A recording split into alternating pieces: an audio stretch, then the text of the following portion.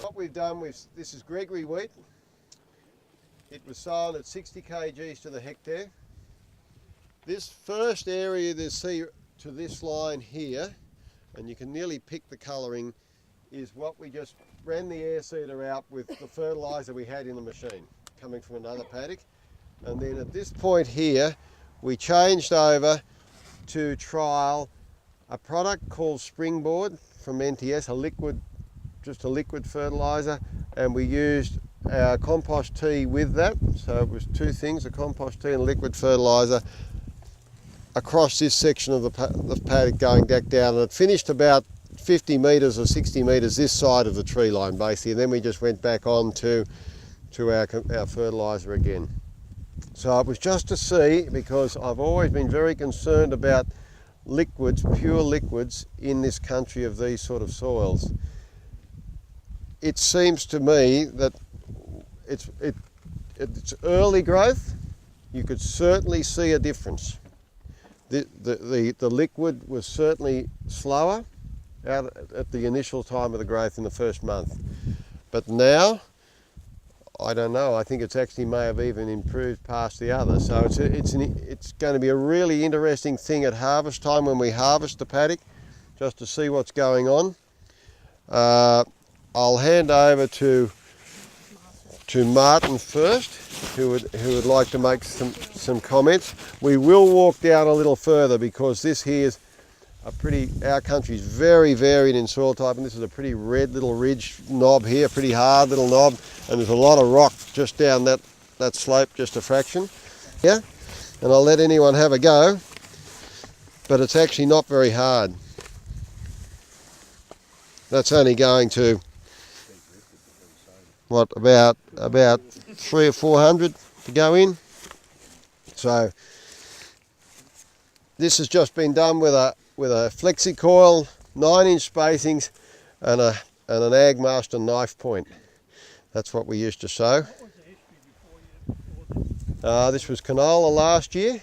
What was your fertiliser? Our fertiliser in the canola would have been, and it's in our booklets, but it would have been about 50 kgs of MAP, 30 of guano, 30 of Gran Am, 20 of guano, 5 of boron and 4 of zinc is probably what I would have used for sure in that. And it would have had a compost mineral blend on before that paddock was sown. This paddock here was the first paddock in 2001 that we put our first mineral blends on. Rhonda, when she said stop sowing, this was the paddock. And we put all 100 tonnes of mineral blend on the top of this ridge here, just up there. So this was the very first one. So it all happened from here on. That's why we came here today. Hard, if I could say that, and a lot of ryegrass was the other thing we had as well. What time to sow this? This was sown on the, I think it's about the 15th. I'll just double check that. 17th of May. What rainfall have you had? We've had 8 inches of in-crop rain since the 1st of April. So it's had 8, basically wouldn't have had 8 inches on it, probably had 7. And before that? Oh, we had a lot of rain in February. So it's had something or other. Would have had, I don't know what we had, 8 inches in February or something like that. To see how deep the roots are. And like here, we had like the soil broke off, like at 20 centimeters without any roots going through. And here you see a root going horizontal. So there's still some obstruction like at 20 centimeters on this spot where I am. And like you can see the dark soil here at the top, so there's humus at this top 8 centimeters, and then you see the more red stuff at the bottom. So the humus formation is now like to 10 centimeters. And then, of course, with the seasons, with good seasons, with more plant growth, it has to improve. But it depends on how deep the roots go. And like it's surprising that the penetrometer goes in relatively easy, although at 400, like here it would already be at 400, at 200 the roots start to be restricted in growth, at 600 they stop. So that's why you can use the penetrometer the pounds per square inch as the measure for easiness of root growth. And of course, if the soil is dry, the roots can't grow anyway because the soil is completely compacted and there's no water to go through as well. So then when you break those plants open, and also you look at the surface, and like the surface, you should always be able to dig in with your fingers, no hard layer. And then when you break an aggregate, a big clot, then it falls down in smaller parts. As soon as you have like a big clot and you break it and it breaks in a big part and very little part in dust, then it means that the aggregate stability is not good. Of course, if you use a glass of water, you can put an aggregate in a glass of water, and if it immediately falls apart, then the aggregate stability is poor. So as we break this open, like you really want to see then more roots going to, like after sowing, did the seedling make connection with the subsoil moisture, Bill? It was pretty. It was pretty, close to the surface? Yeah.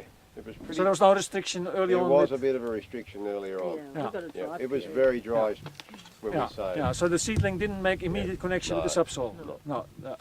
And that can explain things as well on how fast they go. And of course what Bill was saying already, they have done the tiller counts on this paddock, and the average was? No. The average was 8 across the paddock. When I walked through, it was about 8. And like at this time of the year, like at heading stage, when the head comes out, I start to look at the green leaves that are on the plant. And like this one has 1, 2, 3, 3.5 green leaves, 4 green leaves. And then on the bottom leaves you can see septoria spots. And of course we have had a very dry spring, and as soon as it rains, the septoria spores jump to the next leaf. If it doesn't rain, the septoria stays low. So whenever you have showers, septoria spores jump to leaves and can come to the fleck leaf. And of course in a good healthy soil with active biology, the spores can't do a different damage as well. And it was very nice, like, was it 3 years ago, when there was very high stripe rust in the first week of August. The worst stripe rust outbreak I've seen in the 25 years till then that I was in the wheat crops in this area. And that everybody, like we had like on lots of Ventura, and my trial was Ventura, and I saw stripe rust on the Ventura bottom leaves. But that stripe rust was only like in 1 centimeter stripes, and then nothing, 1 centimeter nothing, 1 centimeter nothing. And I decided not to spray because it was not aggressive. And then those paddocks, and the neighbors, everybody was spraying in the Riverina. But then the biological paddocks that had all the stripe rust visible, but the short stripes, not the long stripes, they just grew out of it and it didn't progress. So that's how like healthy plants with all their cells built with the minerals that are required to make strong cell walls don't allow stripe rust to proliferate, to get big long infections. And like the same with septoria, that it would not go prolific then if the plant is strong. And of course at this time, like you see, like with those 9 tillers, of course most of those tillers don't make it, and here you get a plant with 1 main stem and 3 tillers, or 4 tillers, that are surviving. Like at this time, like when you break a tiller away, you can see that the tillers start to have their own root system, their own feeding system. Because during grain fill, they're all by themselves and they have to find their own food. You see, this one is a more mature tiller. At what stage does the plant decide how many tillers will it put out, or how many will survive, Martin? The tillers, the tillering starts right from seedling stage at 2.5 leaves, and it keeps tillering until full ground cover, because then there's too much competition and they can't continue to tiller. And then you come to stem elongation, and at stem elongation, when the nodes start to form, and then the plant decides which tillers will survive. And that's the good thing about biological farming, that initially like all the energies go into root system. So you get a very big root system and a lower top. Tillers just appear, but they all stay small. And then when the plant makes the decision to start growing, then in the biological farming there are less tillers surviving than in the modern farming if you put on more urea. And like in our old breeding over the last 2 decades, like breeding from the 80s when the first semi-dwarfs from Mexico, from Simmet came to Australia, all that breeding always for high yields, they have bred the conservatism out of our modern varieties. So all our varieties now make lots of tillers survive, and then like now the head comes out and the flowers, the florets start to flower and the seed is set, and then the plant sets too many seeds. And then in a dry finish, it can't finish it, so you get the high screenings. And typically in biological farming, if neighbors are like, or some paddocks that you haven't done biological farming or not so good, screenings could be 20-25%, while in the biological block it's only below 5%, so no penalties. So it's all these things that with biological farming, we bring the plant back to its roots. It knows where it comes from, it knows how to grow, it knows how to make grain. Like the grain weight, the test weight is above 80, because all the grain are filled properly. So you don't get the low test weight problems. So that's the beauty about, and that's why we know we are going back to a good system, because the plant knows, the plant is allowed to do what it wants to do.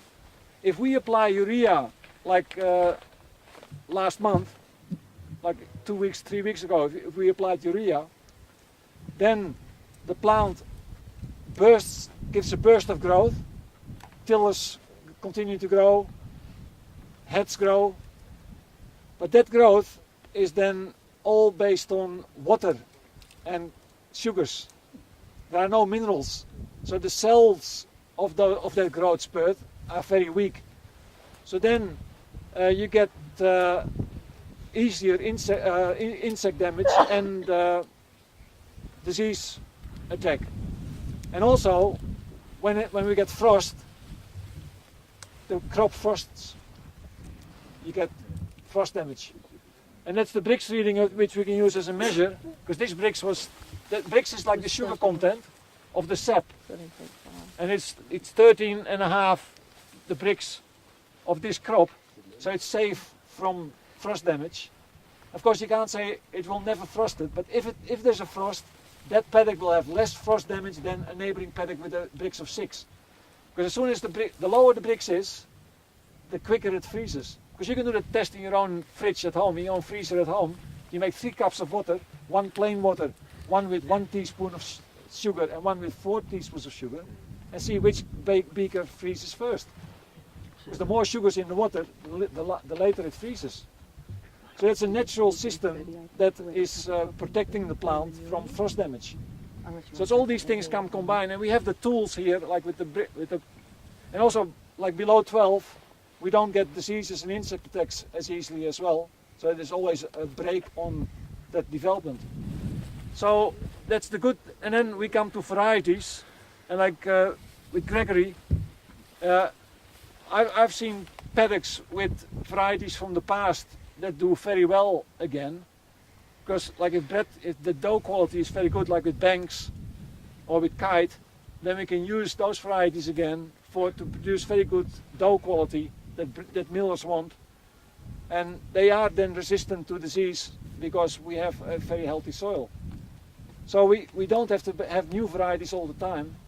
And of course the threat, and that's the other frustration that I have, having worked in the wheat research industry for 25 years with CSRO before I was kicked out, that initially, like there was a handful of new varieties every year.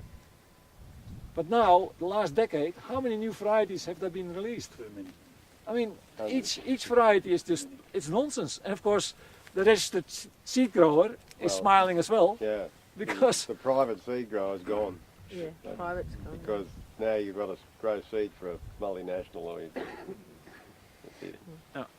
So, and it all goes against your work as a grain producer. You all become dependent on an industry, and and then you're not allowed to keep your own seat and all that stuff, and you have to do this, you have to do that. It's all police work to make the money for the shareholders of those companies, not for you. This crop here, the seed in this crop had no seed treatment on it at all, except for just some minerals, some seed starch, and it's had no other.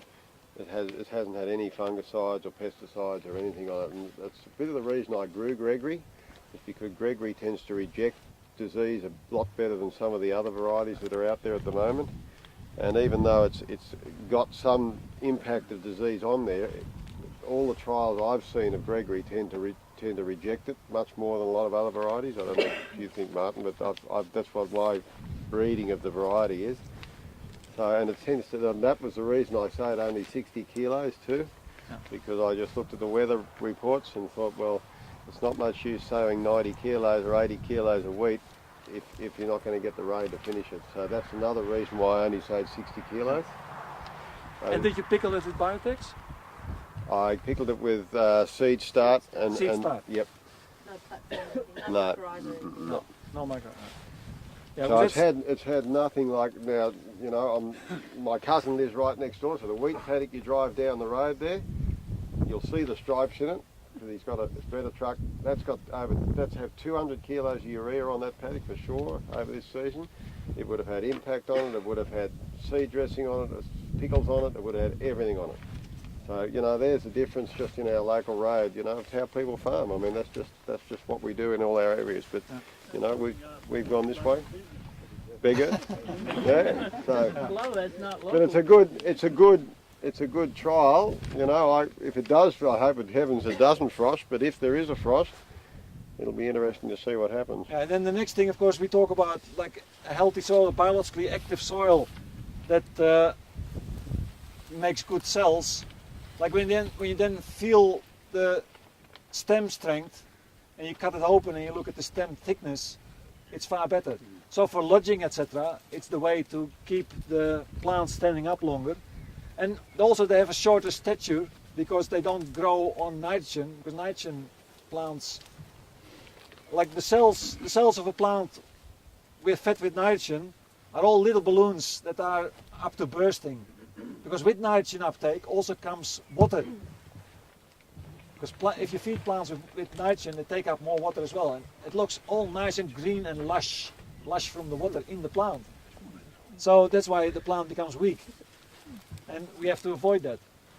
And then, yeah, so you just cut one open and you can then see, and like you can, if you walk through paddocks, you can always like squeeze between the bottom node and the second bottom node. Always you squeeze at the same point to see how one variety is compared to another variety, or one paddock with another paddock. Because this is real good stuff. And of course, if you have loosened paddocks, if you do the same thing in loosened paddocks, like I walked in loosened paddocks and I grabbed 5 stems in one hand and 5 stems in another hand, and I told the farmer, well, these stems will be hollow, these stems will be solid. And then they opened it up, and 4 out of 5 I was right in both hands. They said, how do you know that? Well, I said, these hollow stems I picked from that spot where all the cape wheat is growing amongst the lucerne. And these 5, the solid stems, I picked from that area where there's no wheat, no cape wheat inside. Because cape wheat is a symptom of calcium deficiency.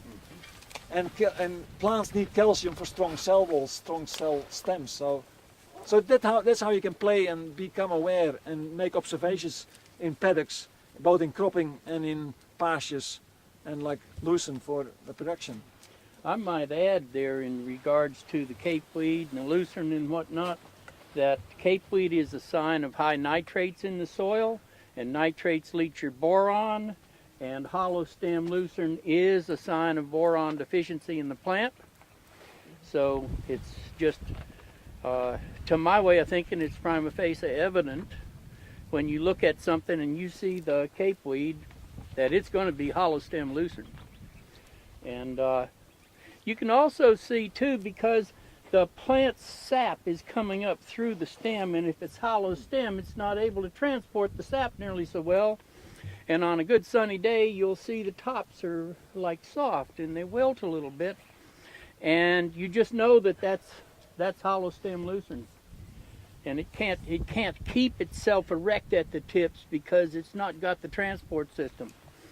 Now, in looking across this paddock here, I was looking for that phenomenon in the wheat, and I don't see very much of it.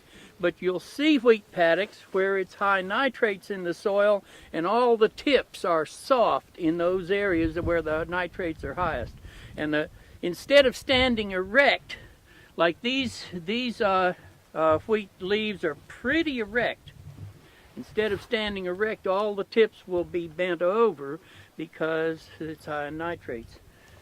One of the things that I would say, I mean, not everyone owns a refractometer, but just take this leaf and chew it and see how sweet it You is. can all do that.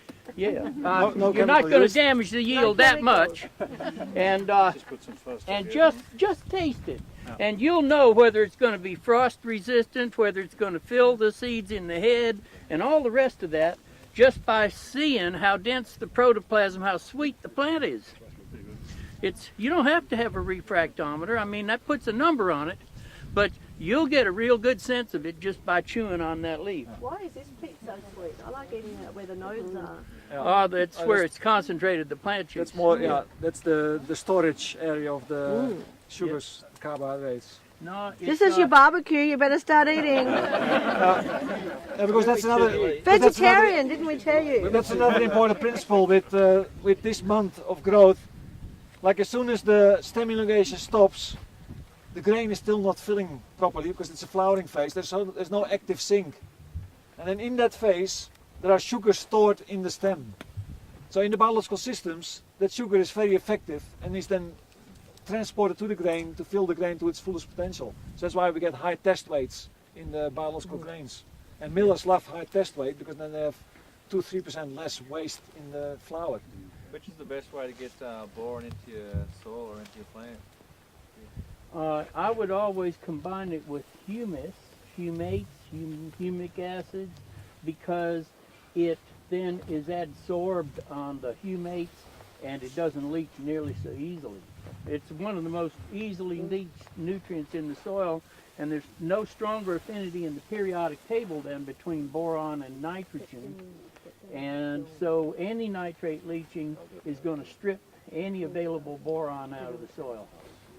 So you really want to zinc or manganese or copper or whatever, then I would be like putting it into the compost, mixing it up to make sure I have enough moisture, and giving it a few days before I spread the compost. Mark, you're saying if you add urea to a crop to give it a boost, you're running a higher risk of frosting. Is that what you're saying? Yeah. But if you've got to say With life in the soil, because then the plants, because there are now scientific papers of specialists, like not all specialists are bad. They all have a task. They all have a task. And there are now specialists in the world that are deciphering the communication between plants and microbes in the soil. It's absolutely amazing. They now discover there's communication between the plant and microbes in the soil. The plant is growing, it asks for minerals to make strong cell walls, and the bugs in the soil bring those minerals to the roots and the plant grows happy. The reason for that, the urea and frosting is because when you add urea, in the actual urea has got to actually be converted through the soil. So you get what actually happens is you get a sugar drawdown to convert that nitrogen, and that is the reason why that happens. And that's the difference between your lupins and that, in short. Yeah, what'll happen in this nitrogen, they don't just give that nitrogen to the plant, but protozoa or other soil animals will eat them, digest them, and excrete the amino acids, and they're doing it in that zone. So the plant has the opportunity to take up amino acid nitrogen before it oxidizes to salt such as nitrate. So then it's taking amino acids up into the plant. Now that's just an assembly process to make its proteins like chlorophyll. But if it takes it up as nitrate, it's going to have to spend another 10 units of sugar just to convert that nitrate into amino acid. So it means the plant's going to be operating on a sugar deficit in order to turn the nitrate into amino acid. Which is when you get your lower Brix level. And You'll get lower Brix directly as soon as you get nitrate uptake. like a kid on red cordial until he wears out. What we might do now is head back onto the buses and cars, and we'll drive round to our mud. Increased fertility, it translates the rainfall into fertility. If you don't do that, and there will be next rain, and then weeds can't grow because the area is covered by the good plants. If it doesn't rain, then after 6 weeks, 7 weeks, you can just stop that growth, and then any rain that falls